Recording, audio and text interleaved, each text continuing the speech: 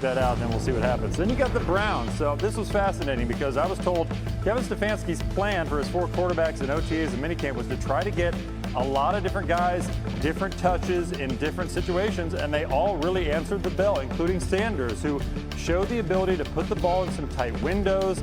He threw with aggressiveness, took some chances, so they like where he sits. Now Stefanski has to formulate a plan in training camp that's probably a little more crystallized, maybe has a little bit of a depth chart to it. They are not there yet, but Sanders has made an impression, there's no doubt. Really fun time of the quarterback situation, not quite Jeff Blake. The Browns wrapping up minicamp this week. A lot of focus on the reps and how they've been distributed among the quarterbacks. Shedeur Sanders getting pretty much fourth in line most of the week. Kenny Pickett getting most of the reps. Joe Flacco, they feel like doesn't need as many. Watch this come training camp, because this, the Browns have said repeatedly, is only about learning and installing. So good work for Shedeur Sanders, Dylan Gabriel. You know that team so well. Would you be shocked if Shedeur Sanders was their starting quarterback by Halloween? Greeny, I would not be shocked, and here's why. The Browns have a daunting schedule to start. I expect, honestly, for them to make a QB change by their Week 9 bye. So I would think Joe Flacco might start, and then we turn the page to someone else. Think about it. Over the last 2 seasons, the Browns have started 9 different quarterbacks. I think injuries in that division could be an issue, and it may pave the way for Shedeur to start. All right, so let's try Hawk again. You're a former Cleveland Brown. Hawk, what is your sense of Shedeur Sanders getting a chance to be that starting quarterback this year? Greeny, I'm getting back into the swing of things, man. I've had a long offseason, so apologies for the audio delays. We're all working the kinks out here at OTAs and minicamp. Shedeur Sanders has a real chance to be the starter. And the reason being, there isn't anything going on with the Browns offseason as it pertains to quarterback that is super sexy. You know what you get in Joe Flacco. You hope that Kenny Pickett grabs the reins. I don't think Kenny Pickett has done that thus far. So it comes down to Dylan Gabriel and Shedeur Sanders. Shedeur's not going to wow you when you see him throw it or his athletic ability. When the pads get on and you watch him go through his process, he looks like a vet compared to what you typically see out of a rookie. So I suspect that as mini camps go on and once you get into training camp, you're going to start to see real questions of, is Shedeur Sanders the best option at quarterback for the Cleveland Browns? I completely agree. I've been saying it for a while. You just saw the schedule to start the season. It's very tough. Last of the draft, what is your sense right now of Shedeur Sanders in Cleveland? Is the chatter real? And that's my question. And can you make Cleveland and Andrew Berry, the GM, and Kevin Stefanski, the head coach, say, why not? We've heard a lot of reports from a lot of different people, like, man, Shedeur looks really good at this OTA or really good at that OTA, or he's commanding the offense.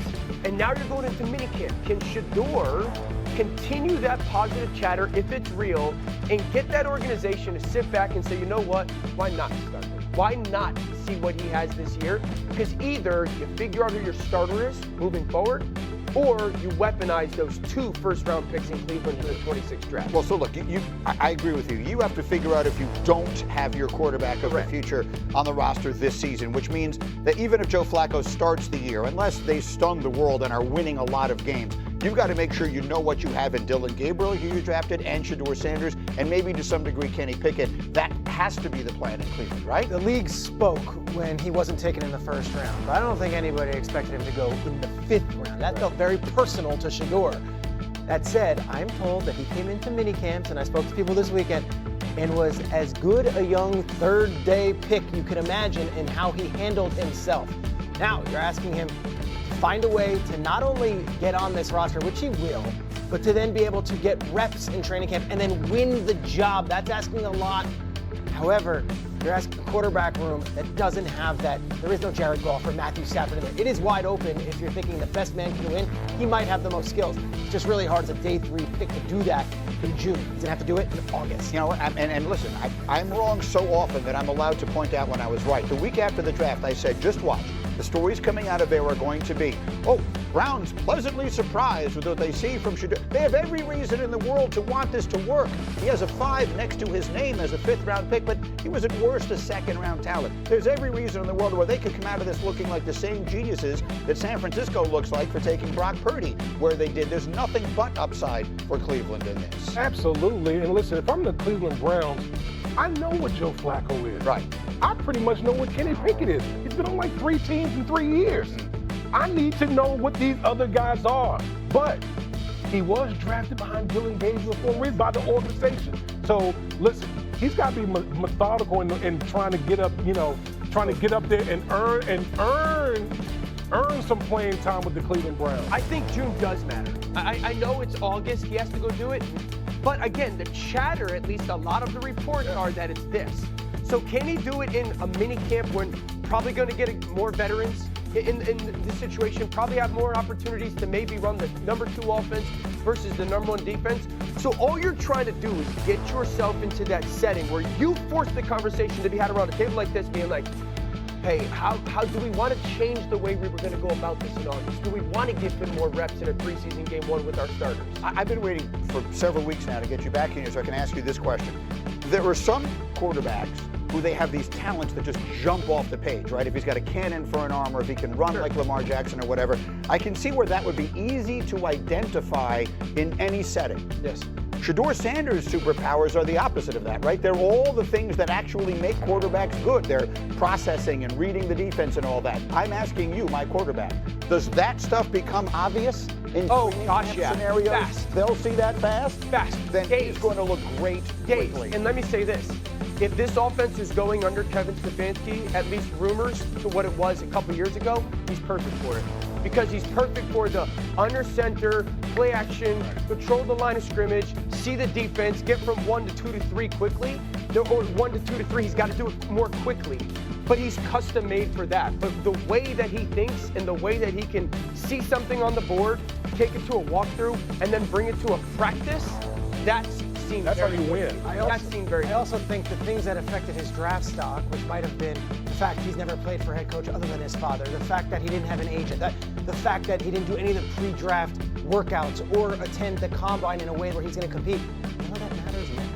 That's all. He got burned for all that, and he got stung, and he ate that for at least a weekend where he's getting prank called, and he's the story, and everyone's either making him a villain or a victim.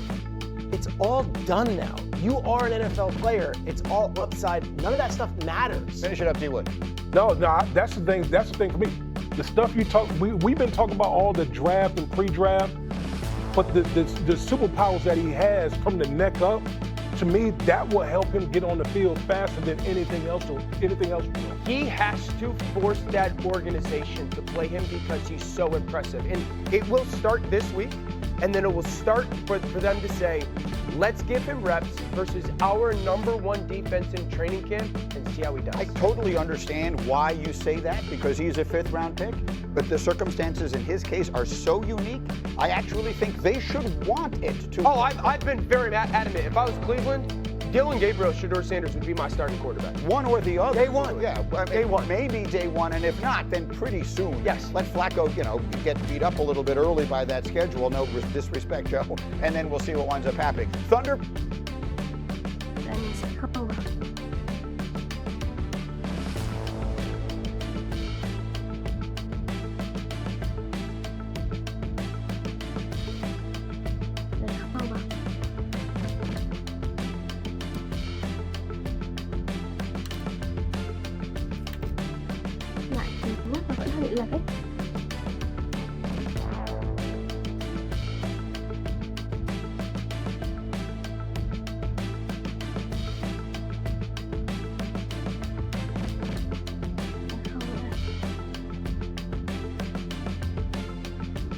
Vâng, phiên từng mũi chân.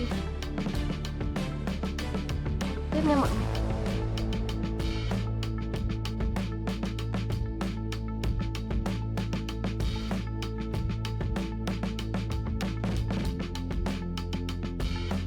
Đấy, mình cứ làm mà luân phiên từng mũi.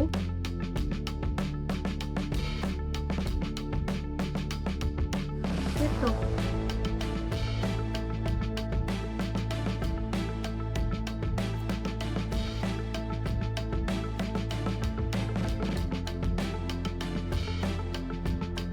Cứ làm mà luân phiên như thế là được.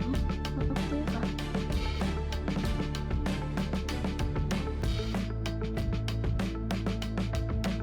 Đây, những mũi tiếp theo.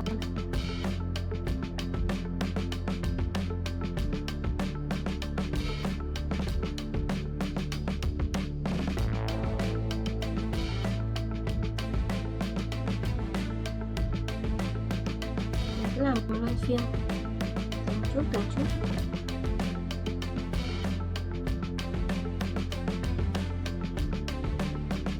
giờ mình sẽ buộc nó.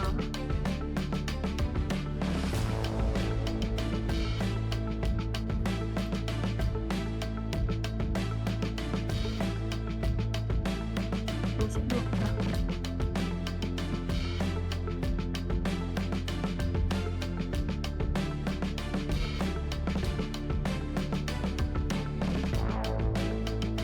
Thắt lên đi nhé.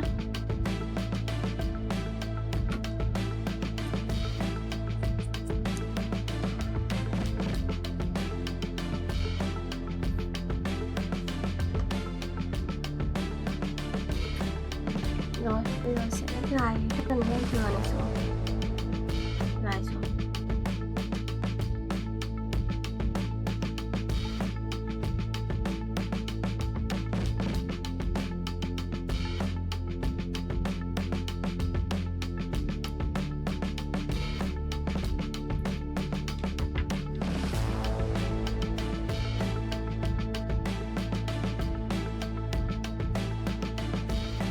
Rồi sẽ được cái phần xinh như thế này nhá, một cái phần vòng tay, có những cái đường trang trí rất là đẹp luôn ạ.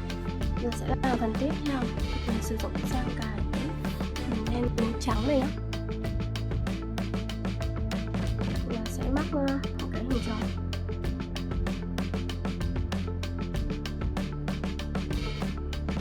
Đây, móc vào đây.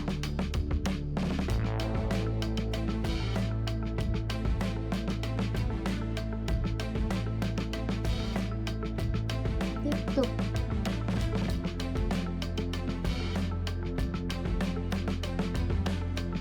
mình sẽ móc lần lượt từng mũi xuống một, được cái hình tròn nhé. Móc vào mũi tiếp theo.